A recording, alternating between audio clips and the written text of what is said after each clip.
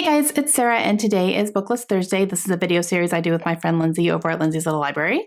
And every Thursday we bring you some sort of list or book topic that we feel like talking about for the week. And this week we are going to be doing our follow-up to our 5-star predictions. For this round, we worked with Amber over at Books and Beaches, so I will leave her link down below. Please go check her out. Her channel is fantastic. And the buzzword that we used for this round was series, which was great because series is something that I have been wanting to work on a little bit more. It's not an official goal for me this year, but it's been on my mind. And I definitely want to start making some progress in some of the series that I have already started. And this was a great opportunity to do that. And all 3 books that I picked are books that are either in the middle of or have actually finished a series. So that was fantastic. The first one that I picked is actually part of a middle grade series, and I picked Amari and the Great Game by B.B. Alston. This is book number 2 in the Supernatural Investigation series. The first book is Amari and the Night Brothers, which I absolutely loved when I read it, and then this is the follow-up. Book number 3 is coming out later this year as well, so I'll be very excited to pick that up when it is out. And this one picked up pretty much right where the first book left off, which was great. And I did really, really enjoy this one. I ended up with 4 stars for it. It wasn't a full 5 stars. There wasn't as much action in here as I was hoping that there would be, like there was in the first one. And I felt like it was a lot of just Amari getting caught and getting in trouble and being held back for different types of reasons, and her having to sneak around so much that it was just a lot of it was that, and less, right in the middle of the action, things are happening. There was that in here for sure, but not as much as the first one. So I felt myself kind of craving that a little bit more, but I did really, really like it. I like the direction that the series is going, and I'll be very excited to pick up book 3 when it comes out later on this year. But so this one did land on a 4. I didn't like it quite as much as the first book, but we'll definitely continue and still really enjoyed it. Okay, this next one finishes a series for me, and that is Life's Too Short by Abby Jimenez.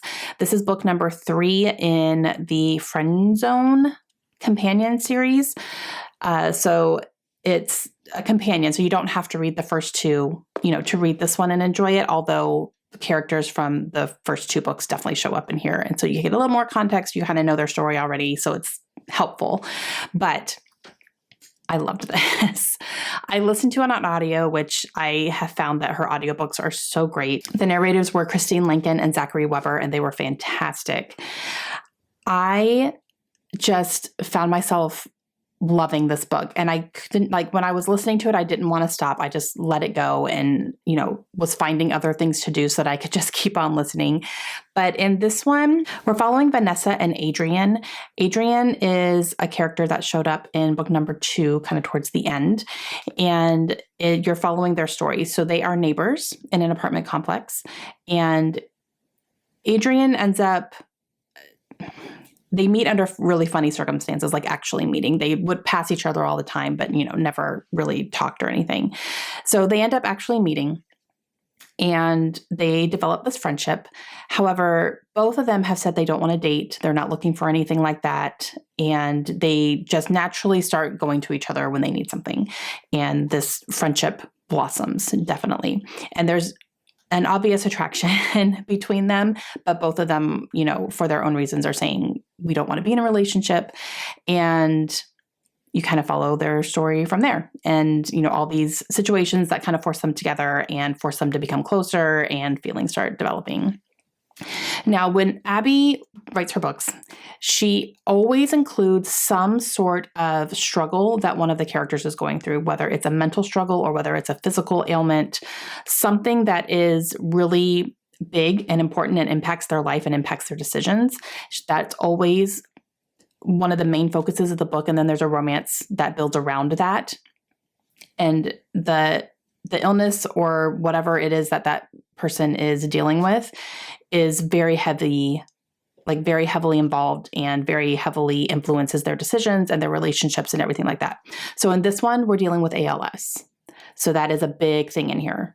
So if that's something that you're a little sensitive to or have a hard time reading about, that's the theme in this one here. It was fantastic. Like I said, I absolutely loved them. I love their chemistry. I loved the humor because Abby is known for that, and Abby's humor is my humor.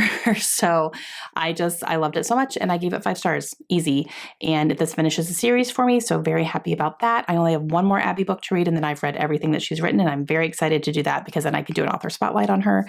But yeah, I loved it. And there's a dog in here named Harry Puppins. Can we even? Okay. I did it. I read Crescent City. I finally read House of Flame and Shadow by Sarah J. Maas. This is my most anticipated book of the entire year. And I read it. Okay. I read this physically, all 835 pages of it.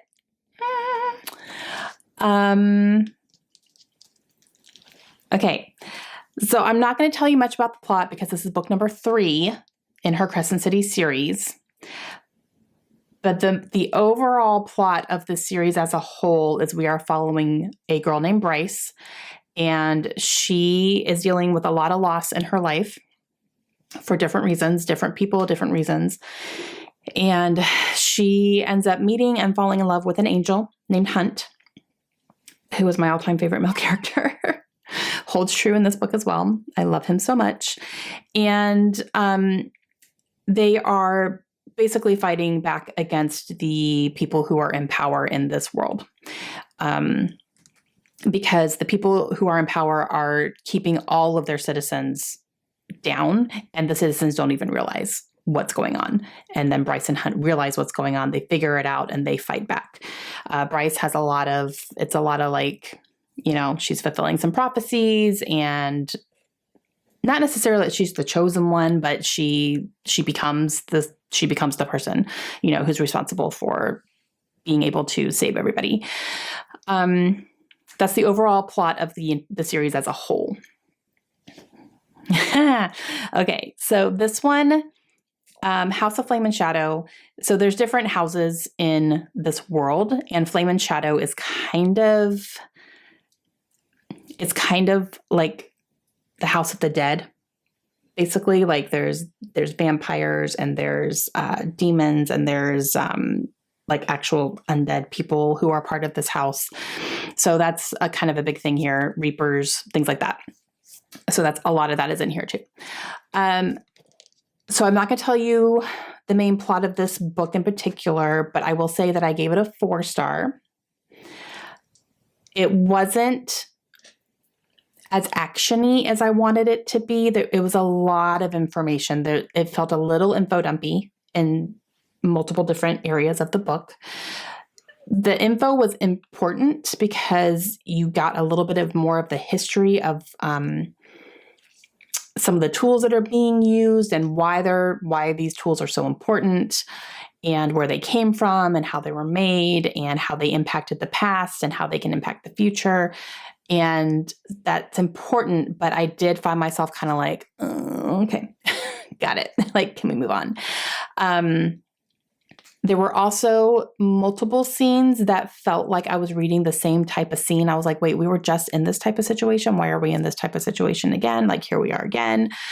So it did definitely feel like that. Okay. And I will also say, so those were my negatives. I will also say she is not afraid to hurt her characters, which is not a secret to me because I've read almost everything this woman has written. I only have one more book to read. So I know that she hurts her characters. But oh man, does she hurt her characters in this one? So while I really, really, really enjoyed it, I didn't love it. So it was a 4-star. Okay, guys, those were my 5-star prediction results. So 1 5 and 2 4s. Not too bad. That's actually pretty good. I didn't have any 3s or lower, so that's good. And yeah, all right. We're gearing up for the next round. That will be coming up next week.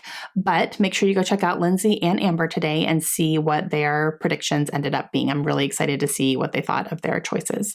I will have both of them linked down below. And we will see you guys again soon. Hope you have a great day. Bye.